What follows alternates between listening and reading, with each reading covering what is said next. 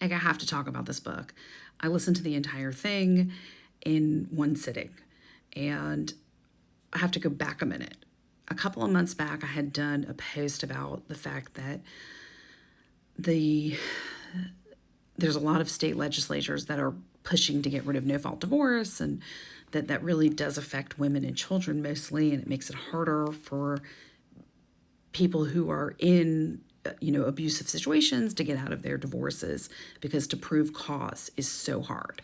And what does prove cause mean? It means if there's no more no-fault divorce, you actually have to be able to show that your spouse is an alcoholic, or you have to prove abuse or cruel treatment, or it's such a higher burden. It's harder. So anyway, I posted that, and then on YouTube, and not really so much on TikTok, but on YouTube and some other places, the incels came for me. Okay. So I realized that, I represent a lot of like wonderful men, and I thought, okay, I probably should balance this out, and maybe I should do some videos too that aren't just, that specifically address, right? Like, there's some great dads out there, and they do wonderful stuff.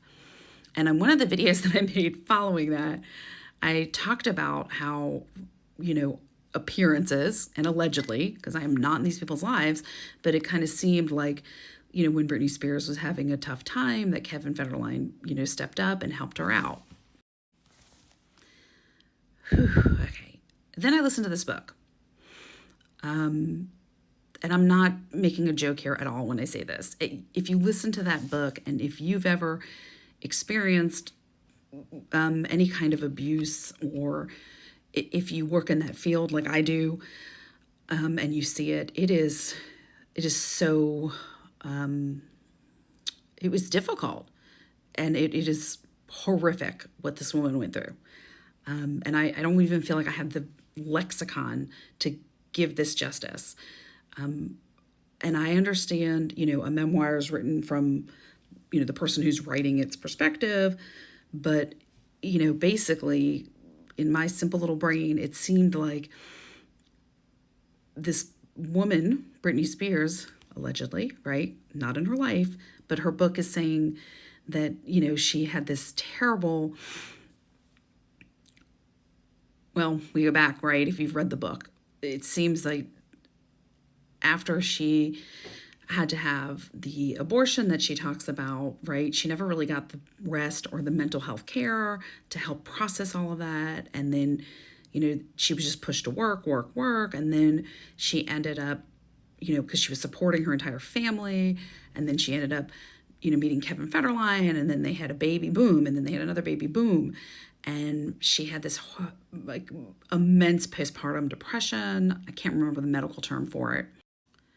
And she essentially never got like proper treatment. And it's so crazy because, on a side note, I mean, this is a woman with millions of dollars and could have had the most wonderful care and help. But from her perspective in her book, she paints a picture of she wasn't ever given that opportunity because she was supporting her entire family. So going back to this whole co-parenting thing, in the book, she talks about how when one of the babies, I get the kids' names confused, but when one of them was 5 months and the other 17 months, that, she was prevented from seeing them and didn't see her children, and like everything just spiraled. And it just broke my heart. I mean, it just completely broke my heart. And I don't know any human being that can listen to that memoir and just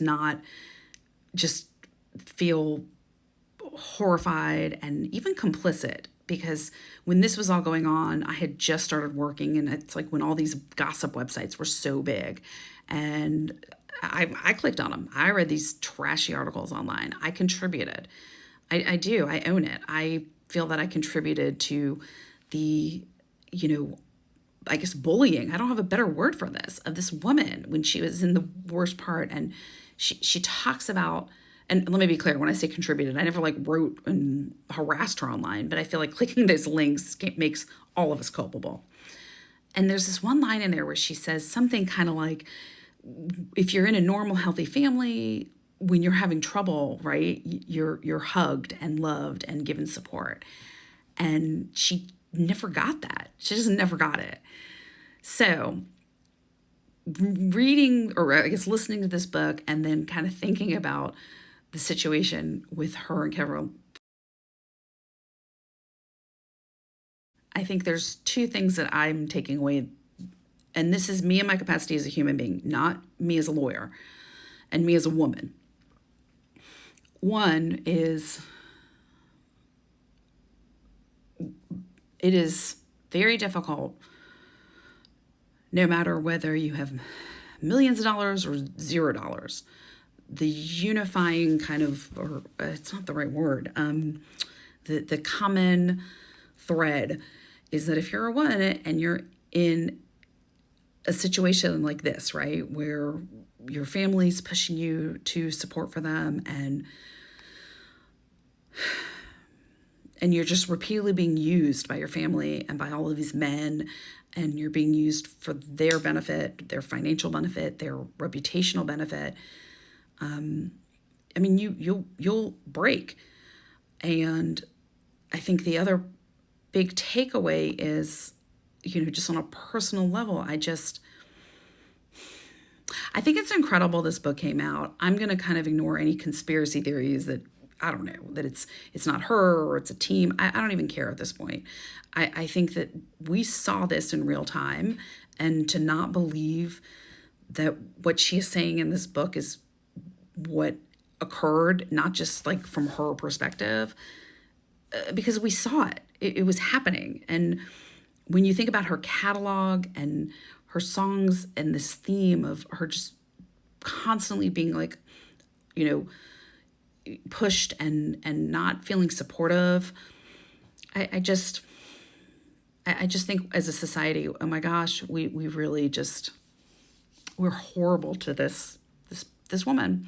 And when she says in the book, like, I don't understand when people stop realizing like I'm a human being. And I think it just really resonated that part of the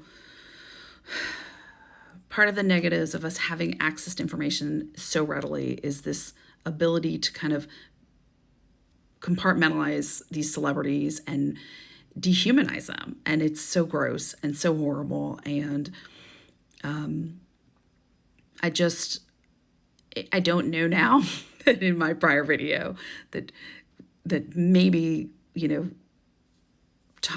just kind of alluding or using it as an example of positive co-parenting, after listening to this memoir, probably wasn't the best choice. I only had the information I had when I made that video, but this memoir, it just blew it out the water. And I just hope she's getting support and getting healing. And I hope, she's getting the love. And I hope that her and her children, are able to heal and have a loving relationship. And I hope that the book helps her heal. And I hope when, other women are reading it, it just maybe helps give them a little bit of pause before we look at some of these celebrities. And maybe because they're with a beloved, their partner, maybe this beloved famous celebrity or sports person or whoever, like maybe we just listen and maybe we start doing a better job of believing them when they're saying, I need help and this is not a good situation, instead of buying, these gossip magazines and clicking on the links. And I don't know. I just felt sad. So anyway, I hope everybody's having a good day, and that's it.